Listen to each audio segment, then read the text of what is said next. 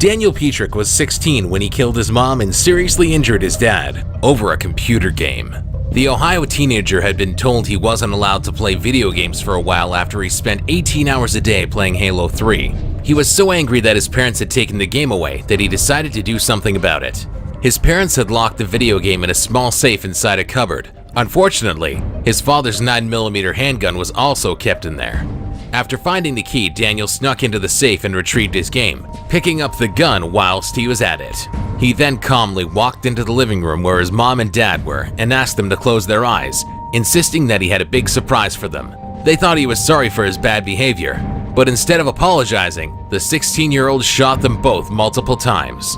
After the shooting, he even went as far as to hand the gun to his dad so it looked as though he'd shot his wife and then tried to kill himself. Daniel's sister called 911 after her and her husband came to the house and discovered the gruesome scene. Daniel then attempted to escape in the family truck, but was quickly caught by police. The copy of Halo 3 was also discovered in the truck. Due to his age, Daniel couldn't be sentenced to death for the murder of his mother, but instead in 2008, he was sentenced to life with the possibility of parole after 23 years.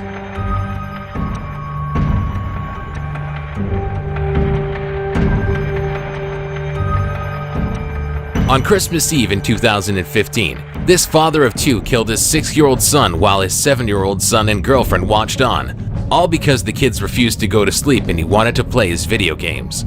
James Dearman from Florida effectively sat on the child, smothering him to death.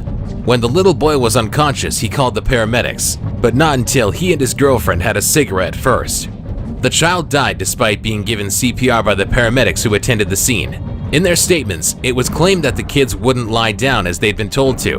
When they started messing around, they were told to face the wall, but the younger boy turned around to watch the action of the video game his dad was playing. As a result, Dearman made his child lie on the sofa before putting his 270-pound bulk against him and squashing him against the cushions. The boy allegedly screamed that he couldn't breathe but was ignored by the couple. After paramedics performed CPR, the 6-year-old was swiftly taken to a nearby hospital where he was pronounced dead. At first, Dearman was charged with child abuse. However, this has been changed to manslaughter. He and his 22-year-old girlfriend are currently awaiting trial.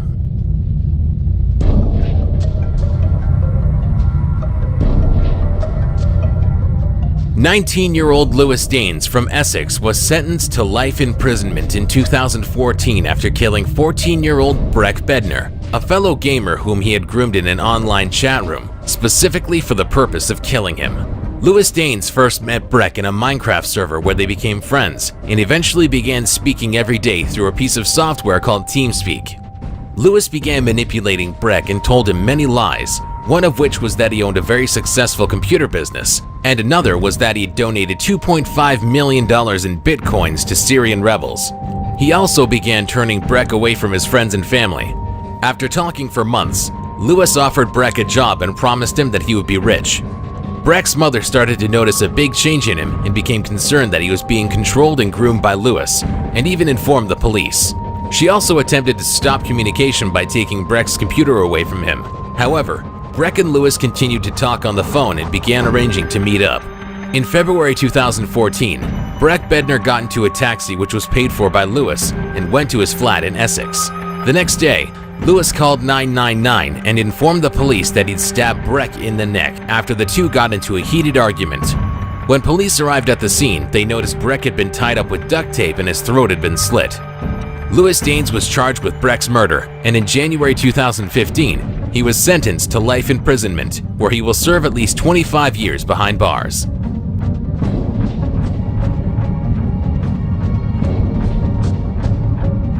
In 2013, 15-year-old Nehemiah Grigo carried out a bloody massacre on his family in their New Mexico home. The teen murdered his mom and dad and 3 siblings after plotting the killing for a fortnight beforehand. He had also considered a shooting in a Walmart and the murder of his 12-year-old girlfriend's mom and dad. However, his girlfriend later backed out of the idea. Police reported that Nehemiah showed no emotion as he was being interviewed until they asked about his computer games, Modern Warfare 3 and Grand Theft Auto. After that, he apparently talked in detail about what he'd done. At around 1 in the morning, he'd killed his mom whilst she was sleeping by shooting her multiple times. He then sent a photo of the body to his girlfriend. Using the same rifles, He went on to kill his 9-year-old brother and 2 younger sisters. His dad, who used to be a pastor, was at work during this time. So Nehemiah loaded up an AR-15 rifle and waited for 4 hours. When his dad came home around 5 a.m., the teen murdered him in cold blood too. After the massacre, Nehemiah met up with his girlfriend and went to the church where his father once worked and informed people his family were dead. He explained that he'd come home from a friend's house and discovered the deceased bodies. He later changed his story multiple times. A security guard working at the church immediately called the police, and Nehemiah was arrested and charged with the murders. In March 2016, a judge decided to sentence Nehemiah as a juvenile, and he received a 5-year sentence to be served in a treatment facility and will most likely be released when he is 21 years old.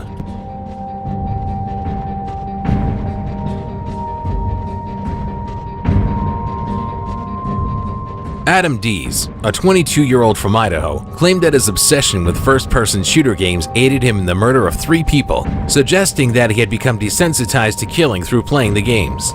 He killed Theodore and Elaine Welp, 80 and 77 years old respectively, and Thomas, their 52-year-old son. Dees admitted to suffering from depression and having suicidal thoughts at the time of the crime. He explained that he used Google Maps to locate wealthy homes in remote areas to commit his crimes. He covered himself in black clothing and was armed with various guns and knives.